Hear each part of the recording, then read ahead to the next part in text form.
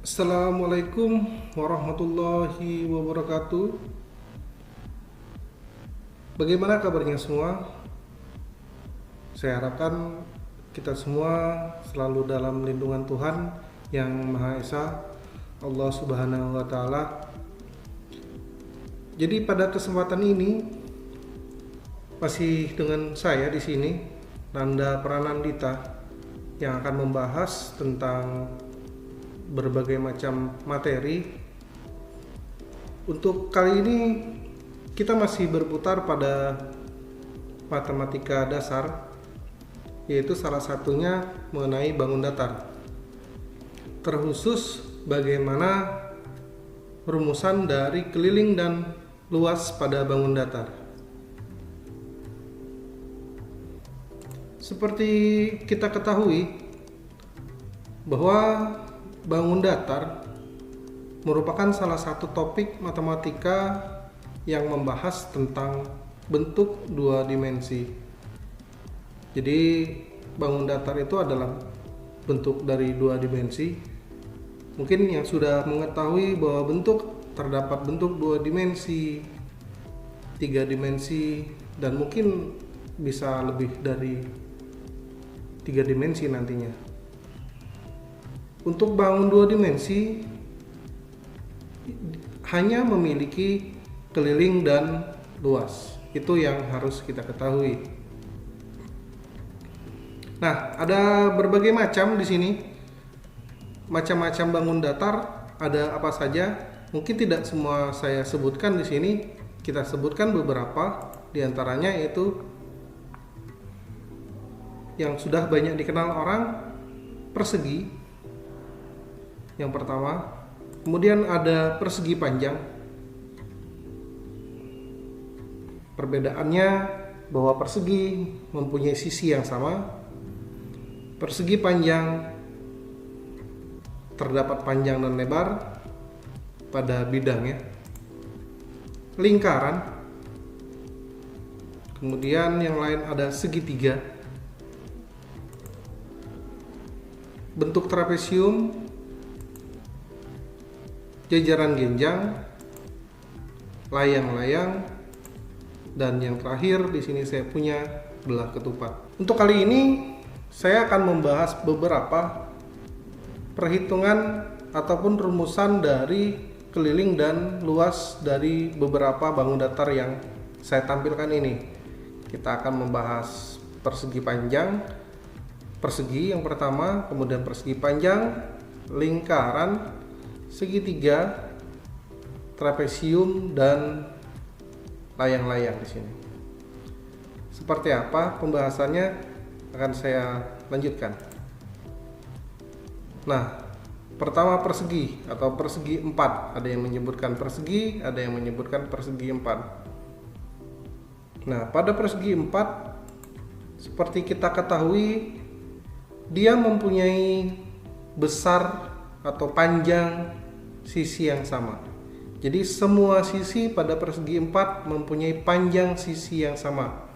Maka penamaannya pun akan disamakan, yang menunjukkan bahwa semua panjang sisinya sama. Itu pada persegi 4. A ke B, B ke C, C ke D, maupun D ke A. Semua panjang sisinya itu sama. Sehingga untuk keliling rumusannya adalah 4 dikali sisi atau 4 dikali S. Misalkan S-nya 10, artinya keliling dari persegi 4 itu adalah 4 dikali 10 atau 40. Jadi keliling itu adalah panjang lintasan atau panjang satu kali lintasan dari titik 0 ke titik 0. Contohnya dari titik A kembali ke titik A. Nah, kemudian bagaimana dengan luas? Nah, luas adalah bagian yang di dalamnya. Yang kalian lihat tadi seperti bersinar. Luas areal pada bangun datarnya. Apa rumusannya? Yaitu sisi dikali sisi. Sisi dikali sisi. Di mana S adalah panjang sisi, keliling KLL dimasukkan keliling dengan satuan, misalkan kita gunakan milimeter untuk panjang sisi, sehingga keliling pun karena 4 dikali S maka satuannya pun menjadi milimeter. Yang berbeda luas atau L, satuannya adalah milimeter persegi karena S dikali S, satuan milimeter dikali milimeter, maka milimeter pangkat 2. Selanjutnya kita akan membahas tentang persegi panjang.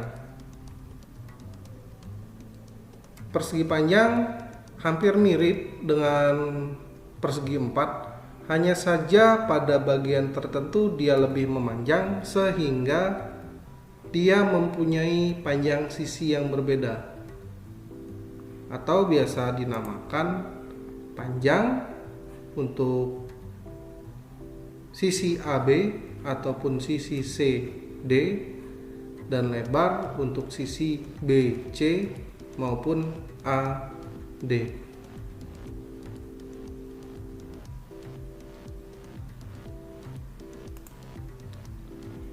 A ke B, B ke C, C ke D, dan D ke A. Panjang satu lintasan yang merupakan adalah kelilingnya. Sehingga untuk keliling pada persegi panjang dirumuskan 2 kali P atau AB ditambah CD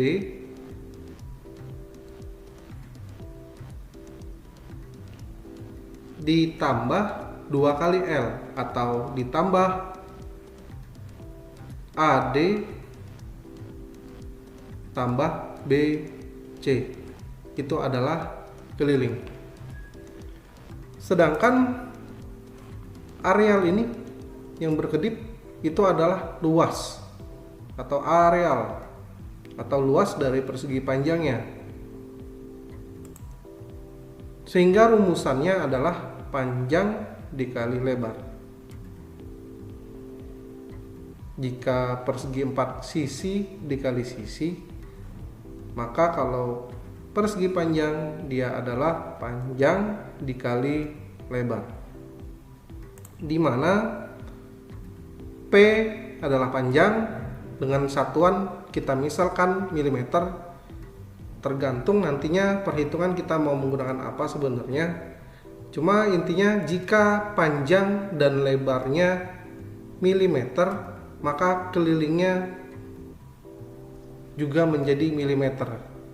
Jika ingin menjadi meter ataupun satuan yang lain, tinggal kita konversikan sesuai aturannya, tangga satuan.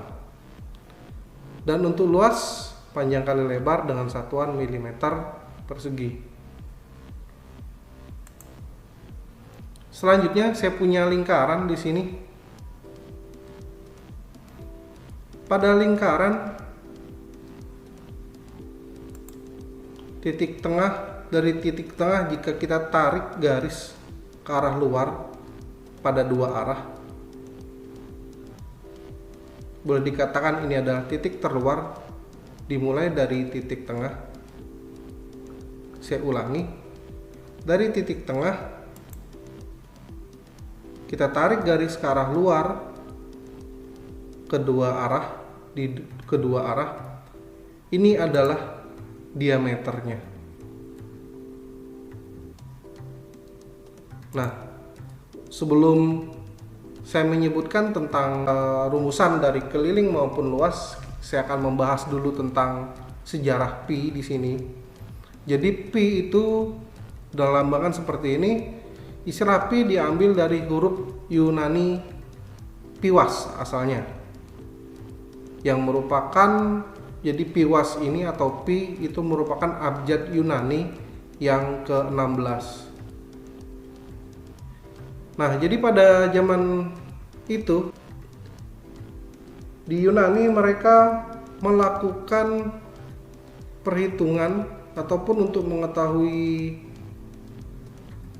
berapa sih sebenarnya keliling dari lingkaran. Mereka misalkan dengan sebuah roda. Jadi disebutkan bahwa pi adalah panjang keliling lingkaran.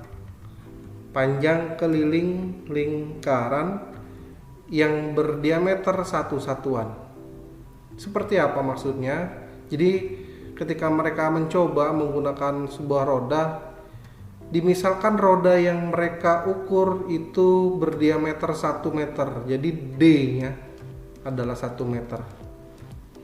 Setelah itu mereka ukur keliling dari roda tersebut dengan cara melekatkan seutas tali sekeliling roda. Setelah diukur, maka panjang tali yang dibutuhkan sekitar 3,1415 meter atau kurang lebih 3,14 meter. Sehingga disepakati bahwa nilai pi ketika itu adalah 3,14159 meter. Ataupun untuk saat ini lebih banyak diketahui 3,14 untuk nilai pi, ataupun menggunakan angka lain yaitu 22/7 untuk lebih akuratnya untuk masa saat ini.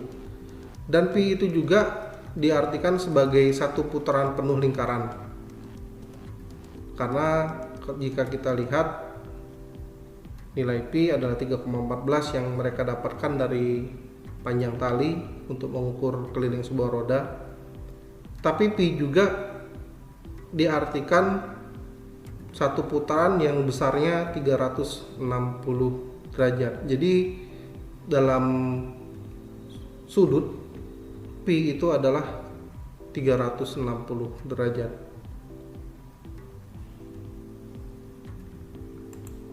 Sehingga untuk keliling berdasarkan percobaan yang dilakukan itu, untuk keliling adalah pi dikali d.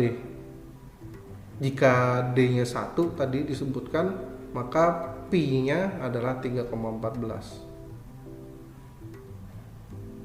Bagaimana dengan ini sekarang dengan luasnya? Bagian yang berkedip ini semuanya itu merupakan adalah luas dari lingkaran, di mana rumusannya adalah pi dikali r kuadrat. Untuk pi sendiri itu adalah pi penyebutannya dengan 3,14 atau 22/7. D kecil itu adalah diameter lingkaran dengan satuannya milimeter. R atau radius dimaksudkan adalah setengah dari diameter. Jadi jika diameternya 10, maka radiusnya adalah dibagi 2, 5. Untuk keliling, setiap keliling pasti satuannya pangkat 1, milimeter pangkat 1 sama saja. Sedangkan untuk luas selalu pangkat 2 atau milimeter pangkat 2. Jika meter, meter pangkat 2 dan sebagainya. Nah, bagaimana dengan segitiga sama kaki? Pada segitiga sama kaki ataupun segitiga yang lainnya, cuma pembahasan kali ini saya akan fokus ke dua hal, yaitu segitiga sama kaki dan segitiga sama sisi. Bahwa segitiga sama kaki seperti halnya segitiga yang lain mempunyai 3 sisi dengan 2 sisi yang panjangnya sama, maka disebutkan sama kaki. Di sini untuk kaki yang sama atau sisi yang sama adalah sisi B dan sisi C, dengan T di tengah sini adalah tingginya. Jika kita tarik garis lurus atau kita tarik garis tegak lurus, ya, garis tegak lurus dari tengah alas ini ke pertemuan sisi C dan sisi B, maka dia adalah tingginya. Nah, ketika kita belah seperti ini, tahukah kalian bahwa segitiga sama kaki itu membentuk dua buah segitiga siku-siku. Ini sisi kiri dan sisi kanan. Ya. Kelilingnya A, B, dan C. Jadi setiap keliling adalah keliling dari satu panjang lintasan atau panjang satu lintasan. Sisi A tambah sisi B tambah sisi C. Itu adalah keliling. Nah, untuk luas dirumuskan setengah alas atau setengah A di sini dikali T atau tingginya. Sebenarnya dari mana sih setengah alas dikali tinggi?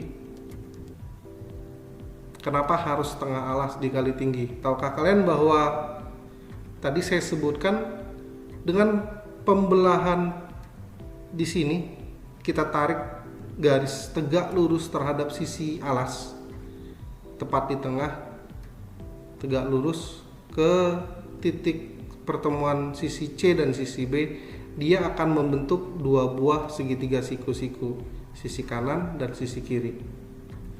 Jika sisi kiri ini saya putar balik, kita tempelkan antara sisi miring dengan sisi miring, dalam hal ini adalah sisi C, kita tempelkan ke sisi B, maka dia akan membentuk sebuah persegi panjang.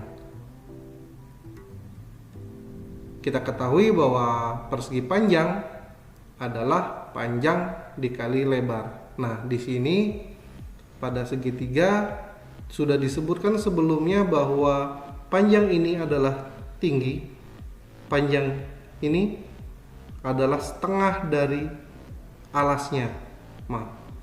Jika disandingkan dengan panjang dikali lebar, maka di sini adalah T dikali setengah A atau setengah A dikali T. Itulah asal mulanya rumus luas untuk segitiga sama kaki. Nah, selanjutnya saya punya di sini trapesium sama kaki. Nah, untuk trapesium ada 4 sisi, A, B, C, dan D, sehingga keliling adalah A tambah B ditambah C ditambah D. Sedangkan untuk luas adalah rumusannya luas sama dengan setengah A ditambah C kemudian dibagi 2 kemudian dikali dengan tingginya.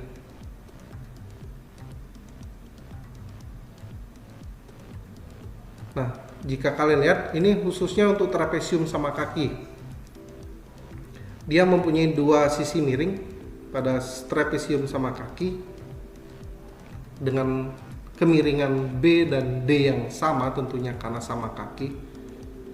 Sehingga jika sisi miringnya kita tempelkan sama seperti halnya segitiga, dia akan membentuk persegi panjang di mana T tetap T tingginya. Sedangkan untuk panjang ini yaitu setengah dari A tambah C. Jadi banyak bangun datar itu asalnya atau jika bentuknya kita ubah, asal muasalnya berasal dari persegi panjang. Jika pada gambar ini panjangnya adalah setengah A ditambah C, sedangkan lebarnya adalah T.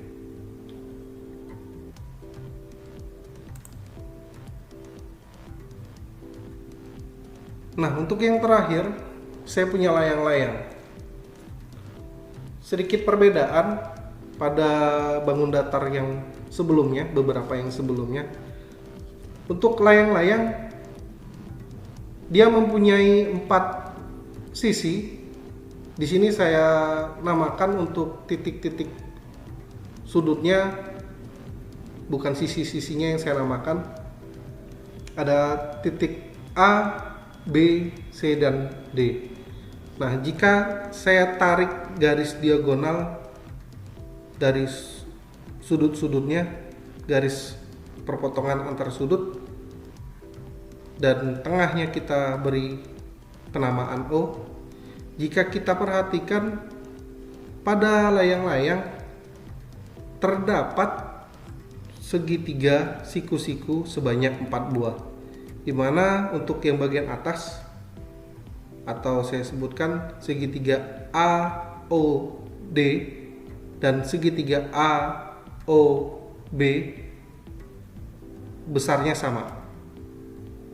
Dan untuk yang bawah, untuk segitiga COD dan BOC itu mempunyai besar yang sama. Nah, sehingga untuk keliling, seperti saya katakan sebelum-sebelumnya, bahwa keliling adalah panjang lintasan panjang lintasan pada bidang datar, maka keliling pada layang-layang adalah AB ditambah BC ditambah CD dan ditambah DA. Nah, yang saling berkaitan, selalu berkaitan, banyak berkaitan sama persegi panjang, terutama pada luasan-luasan bangun datar yang lainnya. Tadi saya sudah, ataupun kita sudah lihat pada segitiga, kemudian trapesium sama kaki, dan untuk sekarang adalah layang-layang.